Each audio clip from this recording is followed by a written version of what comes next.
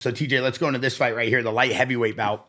We got Volkan, who was sitting at number 9. Alonzo was sitting at 14. We were texting during this fight. Volkan's from Switzerland, US. Alonzo, what did you see? What did you like? You know, both age 38, 36, both about the same height, 6'2", 6 feet. I mean, Volkan came out on a mission looking for a knockout. He came straight forward, throwing punches, throwing big knees, looking for the finish. And remember the other guy's name, Menifield, was just on the defense the whole time, right? And Alonzo. Yeah, Alonzo, his back was against the cage. Like, so if you got someone coming forward like this, you got to get him something to think about. You can't just cover, block, and roll, especially with 4-ounce gloves, right? Like that catching counter is not going to work, especially because he wasn't even countering. He's just covering up. He's getting against the cage and he's rolling his head. What I would have liked to see him do, you got to clinch him. You got to shoot a shot on him. You got to slow his punches down, because he's going to come at you with a fury of punches, and he's got serious power too. You'll see in here, he gets hit. He'll get hit with a knee and a bunch of punches, and he's just like got his hands up and he's moving his head, and it just doesn't work, right? Like, you got to get your back off the cage, and you got to do some wrestling. You got to clinch him. You got to slow him down because he's looking to knock you out.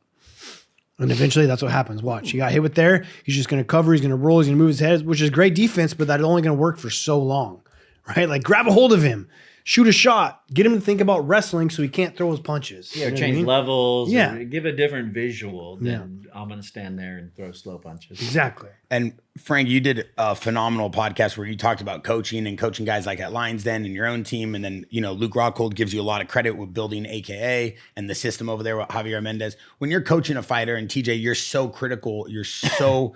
and I don't want to glaze you, but you're so excellent at understanding a fighter's IQ and then trying to play into that and make the fighter the best they can. Frank, how would you look at a fighter and then say, okay, you lost this fight, this is what you did wrong, and this is what we have to do better? Or are you looking at it like, you know, is it a size thing? It is a fight thing? How do you dissect a fighter after a loss to then get them to come back and win? I mean, that was totally a technical and psychological thing. He was staying in the back. He was waiting for the punch. And the problem is when you wait for the punch, then you have to deal with the punches that come behind it. And he's got the talent and the skill to be punching first, second, or in between. And instead, he was just waiting. And the problem is you're then 2 punches behind. And so eventually, you're going to get caught with a punch. And that's a psychological thing. If you're not producing, if you're not attacking, if you're not pointing that stick forward and forcing your opponent to do something, then there's no fear from your opponent. And that's what you saw. You saw a psychological advantage, and then you saw him apply the techniques, and then you saw the guy go, well, I wasn't in position, I wasn't ready. So, I mean, I love the psychological factor. That's what I was going to come to, right? Like, so you asked the question, like, how do you go to a fighter and you help him after a loss, right? It is more psychological than it even is anything, right? The power of your mind is insane, especially coming off a loss, especially like these champions or someone that's undefeated that finally loses for the first time. When you start to lose confidence, you lose fights. If you are not confident in what you're doing, if you're not believing in yourself, then you are not going to win. So the first thing to do when you got a fighter that loses is like, pick up his confidence in whatever way. If that's, you know, working out, talking Feed him up. easy sparring partners? No, not so much. Whatever it is. Like, you know, like everyone's different. Yeah, exactly. You can't coach everyone the same, right? There's some guys that got to be told, hey, you suck at this, you suck at that. Other guys, you got to be lift them up. You got to know them personality. Like, what's their love language? You know what I mean? Like, how do they respond to criticism? How are they to pump up? You got to learn everyone's like, and everyone's different. It's really trippy. Yeah. Mine was, if you told me I couldn't do it, then I would do it. Yeah. All my coach had to do was go, I'm sorry, son. Apparently you can't do this. Yeah. And then I'd be like, and I would go do it. So everybody's psychology is different. Yeah. So first off, you pick up their psychology, get them to believe in themselves and know that like, hey, this was a fluke. Or, you know, if it's one of those guys that needs to be told he can't do something, like, hey, you did this like a fucking idiot. Like, what are you doing? Like, it's to make this better. So know your fighter, and then yes, get to the technique, but most importantly, the psychology of like who you are, and make sure your ego is still there. Like, you need an ego. You just got to need an ego in fighting? Have to have it. You have to. You're fighting in a cage. Is there a separation between ego and confidence? Absolutely. Well, yeah. What's the difference? 100%. Well, One you don't is want fake.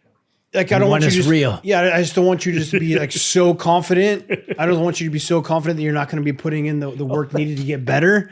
But you need an ego. You just need to be able to control your ego, right? And I think that's with anything, not just fighting. I think that's in most sports. I think it's being an entrepreneur, whatever it may be. To be successful, you got to have a little bit of ego, right? Like I know you got one, right? But you let people, you surround people around you that help you put it in check too. Yeah, like when training, for example, specifically MMA, I know I suck at most things. So TJ will always bring in guys, and obviously I'm going to get beat up, but I try to learn. I'm doing it more for cardio and for a workout. But I definitely love the fact when TJ knows what the guy's going to do to me and he still tells the guy to do it and there's nothing I could do, that deflates the ego immediately. Then you realize you're nothing in there.